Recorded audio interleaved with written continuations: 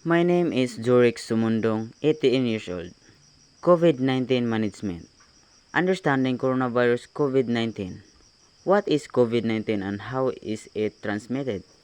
Coronavirus COVID-19 is an infectious disorder due to the SARS-CoV-2 virus that infects the human respiration tract, inflicting contamination or illness. It turned into determined in Wuhan, China, and emerged in December 2019. But the unique supply of the viral transmission stay unclear. People with fitness troubles of scientific situation can expand extreme elements, plus thinking about the elements together with AIDS and immune system. This disorder spreads via transmission from individual to individual through objects, bodily contact, and droplets.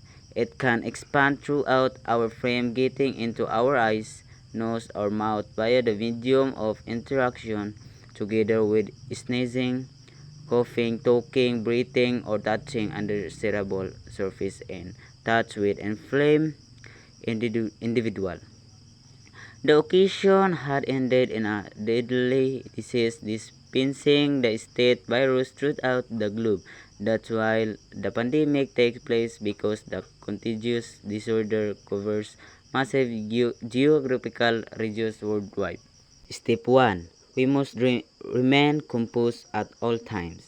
Step 2. The responsible use of information and sources. Step 3. The practice of good personal hygiene. Step 4. Follow the implement protocols and guidelines. Step 5. Responsibility to our health by observing signs and symptoms. 1. We have to continue to be composed in any respect times, out of the nervousness, fright, sensitivity, uneasy feeling, and sturdy feeling that one should reveal in amidst the adversity. We ought to exercise being calm and composed as an awful lot as feasible to reduce the anxiety of the state of affairs and to get a keep of ourselves. 2. The accountable use of facts and research. We want to gather and acquire vital facts from dependable research to elevate our expertise and consciousness of the fitness issue. We have to keep away from incorrect information and false news, particularly while the usage of the net for our personal sake, protection, and security. 3. Practice excellent non-public hygiene, the inner and outside cleanliness of the frame. Internal hygiene refers back to the healthful meals intake, normal exercise, and enough relaxation that our frame desires to reinforce its immune system. On the opposite hand, outside hygiene, we our bodily practice in stopping the transmission of the virus via numerous ways give bodily prevention as follows: washing our palms frequently, avoidance of touching our face, maintaining a easy environment, supplying a secure distance in outside, setting self-isolation whilst one feels unwell, and right way to cool whilst sneezing or coughing. 4. Following the follow the apply fitness 4. Follow the apply fitness protocols and guidelines. Such preventative measures lead upon enables us closer to the manipulate and prevention of good size of the disease.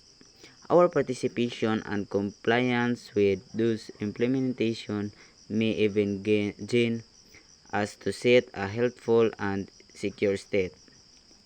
5. Responsibility to our fitness with the aid of using watching symptoms. If unwell, it's far excellent to seek advice from a fitness or social offering expert approximately our fitness and take suitable medical drugs to deal with the illness. Furthermore, we want to keep away from crowds and mass gathering as a fact of stopping the transmission of the contagious disease, a manner to shield ourselves and others. Lastly is the attention of taking a vaccine. However, it's far nevertheless as much as our choice if we can take it or now no longer. Although receiving a whole vaccination will no longer ensure our protection, it's far nevertheless higher for us to comply with and preserve fitness implementation to double our assurance. And please subscribe and follow my YouTube channel. Thank you for watching.